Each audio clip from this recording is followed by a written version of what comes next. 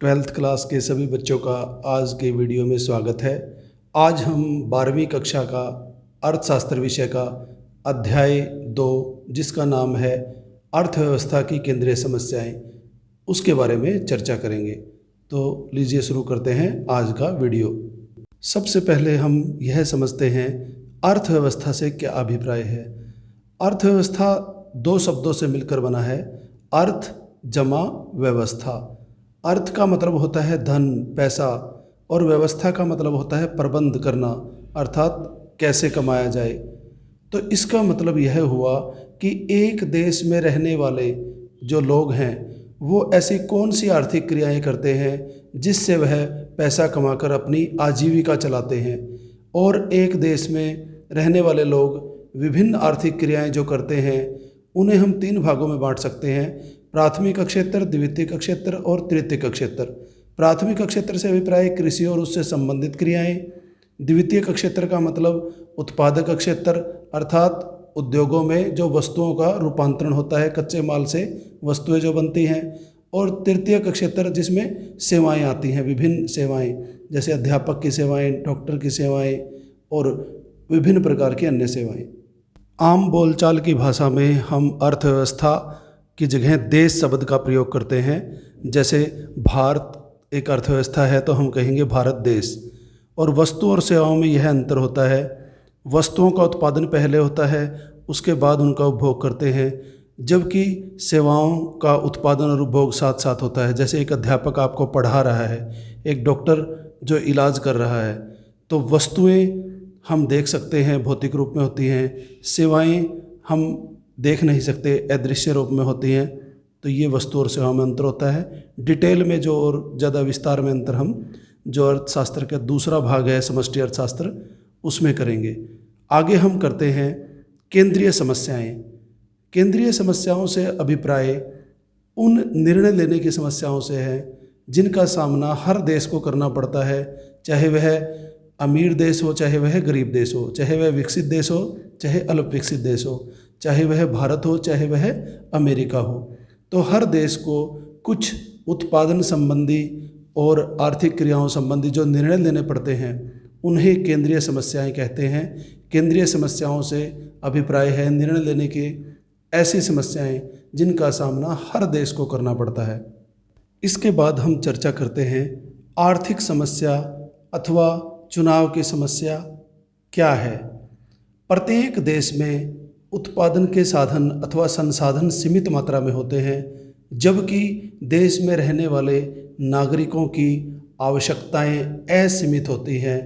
अर्थात प्रत्येक देश में संसाधन सीमित होने की वजह से चुनाव करना पड़ता है। इसी चुनाव या निर्णय लेने की जो समस्या है उसे आर्थिक समस्या कहा जाता है।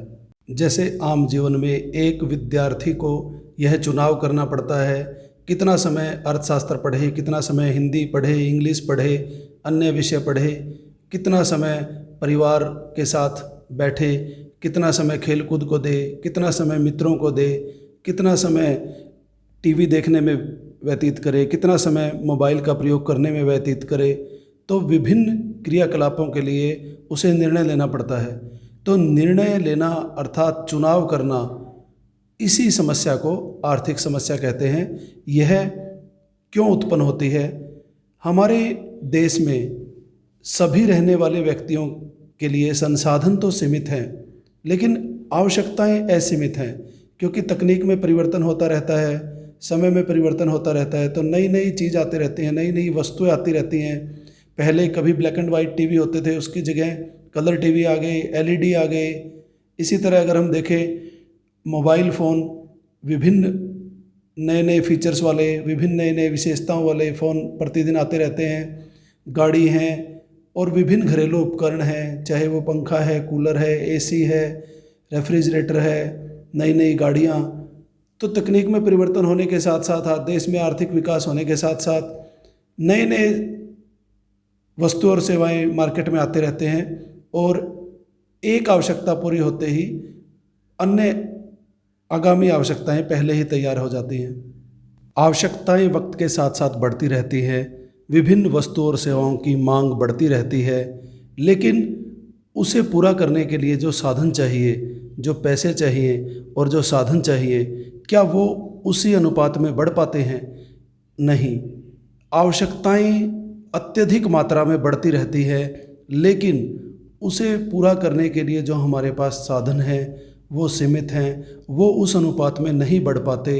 और आवश्यकताओं की मांग हमेशा साधनों की जो पूर्ति है, साधन जो उपलब्ध हैं, आवश्यकताएं हमेशा उससे ज़्यादा रहती हैं, क्योंकि आवश्यकताएं वक्त के साथ साथ बहुत तेज़ी से बढ़ती हैं, लेकिन साधन सीमित होने की वजह से, तकनीक में साधनों की इतनी ज़्यादा विकास नहीं होता इतनी जल्दी, तो साधन उस अनुपात में नहीं बढ़ पाते और एक गैप, एक अंतर हमेशा रहता है आवश्यकताओं की मांग में और साधनों की पूर्ति में। यही एक वजह बन जाती है कि आर्थिक समस्या एक उत्पन्न हो जाती है, क्योंकि आवश्यकताएं अत्यधिक है, एक लिस्ट बनी हुई है, अनंत आवश्यकताएं हैं, पूरा करने वाले जो साधन हैं वो सीमित हैं, उनकी पूर्ति सीमित है।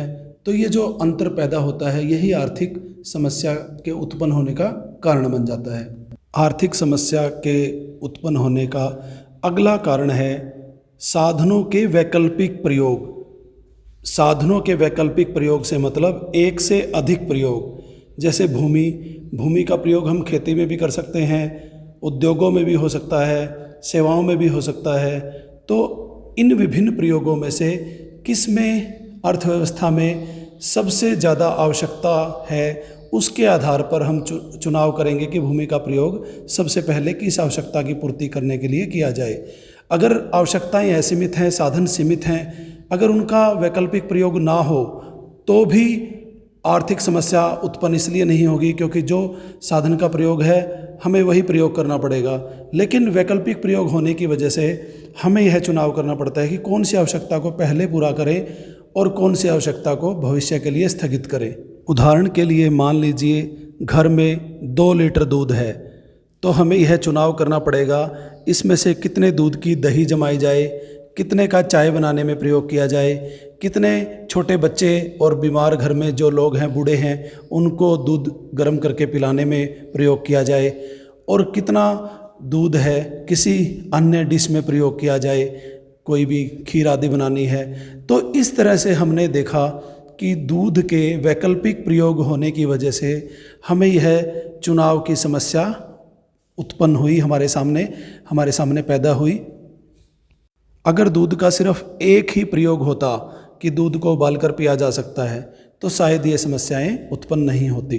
तो साधनों के एक से अधिक प्रयोग होने की वजह से भी आर्थिक समस्या उत्पन्न होती है। नेक्स्ट हम बात करते हैं अर्थव्यवस्था की केंद्रीय समस्याएं। तो अर्थव्यवस्था में मुख्य रूप से 3 केंद्रीय समस्याएं हैं। सबसे पहली समस्या है किन वस्तुओं और सेवाओं का उत्पादन किया जाए, क्योंकि विभिन्न प्रकार की वस्तुएं और सेवाएं हैं, और कितनी कितनी मात्रा में किया जाए। दूसरी समस्या है उत्पादन किस प्रकार किया जाए, अर्थात तकनीक का चुनाव। और तीसरी समस्या है उत्पादन किसके लिए किया जाए, अर्थात उत्पादन का वितरण किस प्रकार हो। आइए अब विस्तार से इन समस्याओं को जानते हैं। सबसे पहले है किन वस्तुओं और सेवाओं का उत्पादन किया जाए। प्रत्येक अर्थव्यवस्था को निर्णय लेना पड़ता है कि विभिन्न प्रकार की वस्तुएं हैं, उत्पादन के लिए विभिन्न वस्तुएं हैं, पूंजीगत वस्तुएं हैं, उपभोक्ता वस्तुएं हैं। तो विभिन्न प्रकार की वस्तुओं में किस वस्तु का और सेवा का उत्पादन किया जाए, और नेक्स्ट जो प्रॉब्लम आती है कि कितनी कितनी मात्रा में किया जाए। तो एक अर्थव्यवस्था में बहुत सारी अनंत वस्तुओं की लिस्ट है, जिसमें से उन्हें चुनाव करना पड़ता है कि कौन सी वस्तुओं का उत्पादन करें। बंदूक का करें, बिजली का करें, या कपड़े का करें, या कार का करें, या रेफ्रिजरेटर का करें। तो विभिन्न अनंत लिस्ट में से उन्हें चुनाव करना पड़ता है और कितनी कितनी मात्रा में करें।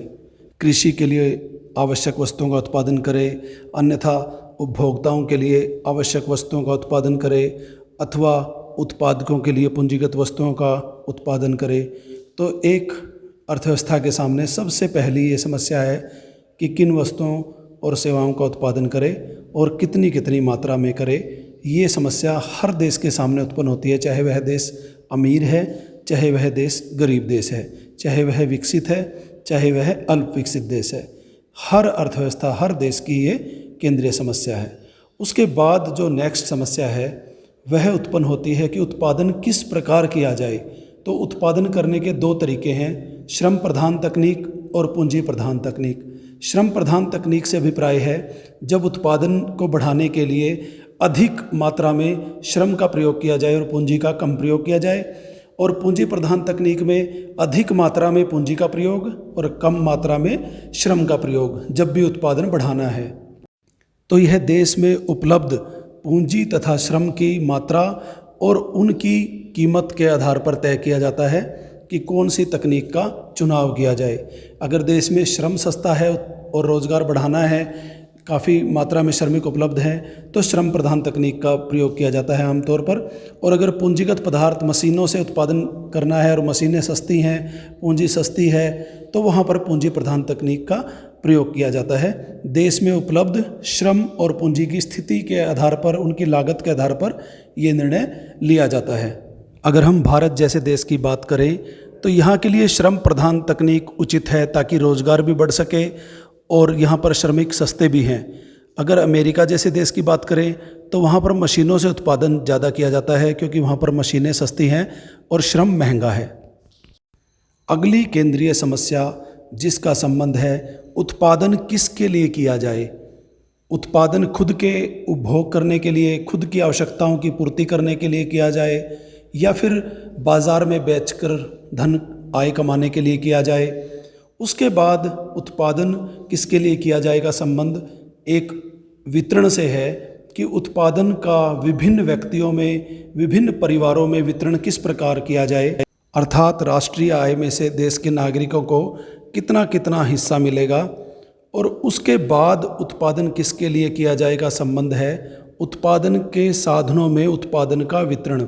उत्पादन के 4 साधन भूमि, पूंजी, श्रम और उद्यमशीलता में उन्होंने जो जो योगदान दिया है उत्पादन करने में, उसके अनुसार उनको क्या हिस्सा मिलेगा।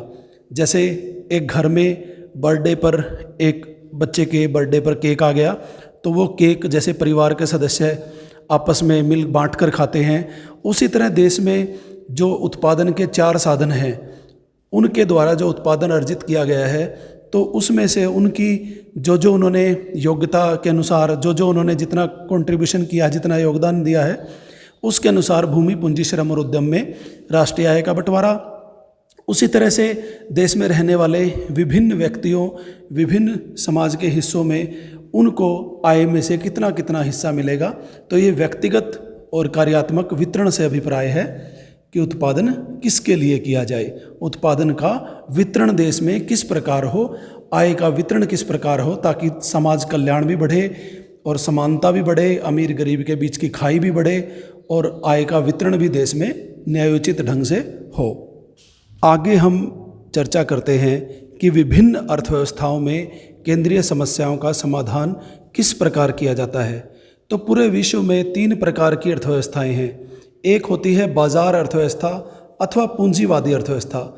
इसमें उत्पादन के जितने भी निर्णय हैं वह बाजार की शक्तियों द्वारा लिया जाएगा, मांग और पूर्ति द्वारा लिया जाएगा कि जिस चीज़ की मांग है उसी चीज़ का उत्पादन कर दिया जाए, क्योंकि इसमें सरकार का हस्तक्षेप नहीं होता। जो प्राइवेट उत्पादक हैं, निजी उत्पादक हैं, वो अपने लाभ के आधार पर निर्णय लेते हैं। जैसे अमेरिका जैसे देश की बात करें, वहाँ बाजार अर्थव्यवस्था है। चाहे किसी भी वस्तु की बाजार में जिसकी मांग बढ़ती है, जिसके उत्पादन करने में लाभ है उत्पादकों को, चाहे उसका कल्याण से संबंध हो या ना हो, वो उसी वस्तु का उत्पादन करेंगे। अगर बाजार में हथियारों की डिमांड बढ़ती है तो प्राइवेट उत्पादक हथियारों की ही पूर्ति करेंगे और उसी से लाभ कमाएंगे। चाहे दवाओं की अगर बाजार में इतनी मांग नहीं है या उसमें लाभ नहीं है और गरीब व्यक्तियों के द्वारा ही मांग है तो उसका उत्पादन नहीं होगा। चाहे वह देश के कल्याण से समझौता हो जाएगा लेकिन अपने लाभ से कोई समझौता नहीं होगा। सभी प्रकार की केंद्रीय समस्याएं, किन वस्तुओं का उत्पादन करना है, कितनी मात्रा में करना है, किस विधि से करना है और आय का वितरण कैसा हो, सभी निर्णय बाजार के द्वारा, बाजार की शक्तियों के द्वारा लिए जाएंगे और इसमें अधिकतम लाभ कमाना इनका मुख्य उद्देश्य रहेगा। तो अमेरिका, इंग्लैंड, ऑस्ट्रेलिया जैसे जो अमीर देश हैं वहाँ पर जो बाजार अर्थव्यवस्था है, पूंजीवादी अर्थव्यवस्था है, वहाँ पर सारे निर्णय सरकार का कोई हस्तक्षेप नहीं होता। सारे निर्णय प्राइवेट उत्पादकों द्वारा, निजी उत्पादकों द्वारा निजी हित को ध्यान में रख के लिए जाते हैं। सामाजिक कल्याण की बजाय अपना जो अधिकतम लाभ कमाना वो उनका मुख्य टारगेट होता है। उसके बाद आती हैं केंद्रीय योजनाबद्ध अर्थव्यवस्था अथवा समाजवादी अर्थव्यवस्था। इस प्रकार की अर्थव्यवस्थाओं में जो आर्थिक क्रियाओं से संबंधित निर्णय है कि किन वस्तुओं का उत्पादन करना है, कितनी मात्रा में करना है, किस प्रकार करना है, किसके लिए करना है, ये निर्णय पूरे समाज द्वारा, सरकार द्वारा लिए जाते हैं, जिनका मुख्य उद्देश्य होता है समाज का अधिकतम कल्याण। जिनका उद्देश्य ये नहीं होता कि पैसे कमाना, इनका उद्देश्य यही होता है कि समाज में रहने वाले नागरिकों को बेहतर से बेहतर सामाजिक न्याय, सामाजिक कल्याण मिल सके। इसका उदाहरण कुछ देश हैं जहाँ पर केंद्रीय योजनाबद्ध अर्थव्यवस्था है या समाजवादी अर्थव्यवस्था है, जैसे चीन, क्यूबा आदि।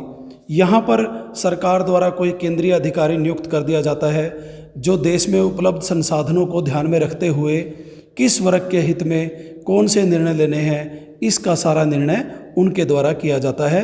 अर्थात सामाजिक कल्याण को ध्यान में रखते हुए, बहुमत अर्थात मेजॉरिटी अर्थात ज़्यादातर लोगों के हित को ध्यान में रखते हुए, जिससे अधिक से अधिक लोगों को फ़ायदा मिले, लाभ मिले, उन वस्तुओं का उत्पादन करना है और उसी तकनीक का प्रयोग करना है और उसी हिसाब से वितरण करना है। उसके बाद हम देखते हैं तीसरे प्रकार की अर्थव्यवस्था, जिसे कहते हैं मिश्रित अर्थव्यवस्था। इसमें दोनों प्रकार की पिछली अर्थव्यवस्थाओं के गुण पाए जाते हैं। इसमें पूंजीवादी अर्थव्यवस्था के भी गुण पाए जाते हैं तथा समाजवादी अर्थव्यवस्था, दोनों का मिश्रण, इसीलिए इसे मिश्रित कहते हैं। कुछ निर्णय बाजार की शक्तियों द्वारा लाभ के आधार पर लिए जाते हैं, कुछ निर्णय समाज के द्वारा, सरकार के द्वारा लिए जाते हैं। इस प्रकार की अर्थव्यवस्थाओं में अधिकतम लाभ कमाना और सामाजिक कल्याण दोनों उद्देश्य साथ साथ चलते हैं और इनका सबसे बेहतर उदाहरण है भारत की अर्थव्यवस्था, जहां पर सरकार भी निर्णय लेती है सार्वजनिक क्षेत्र के उद्योगों में और प्राइवेट व्यक्ति भी हैं जो निजी उद्योग चलाते हैं, वो अपना लाभ कमाने के लिए भी कार्य करते हैं, उत्पादन करते हैं। तो इस प्रकार हमने तीनों प्रकार की अर्थव्यवस्थाएं देखी, उसके उदाहरण भी देखे। अगर इनको एक आम उदाहरण से समझें तो मैं जो आमतौर पर प्रयोग करता हूँ इन तीनों प्रकार की अर्थव्यवस्थाओं को अंतर समझाने के लिए इस प्रकार है। जैसे एक छोटे बच्चे का जब जन्म होता है तो उसके सारे कार्य उसके माँ बाप करते हैं।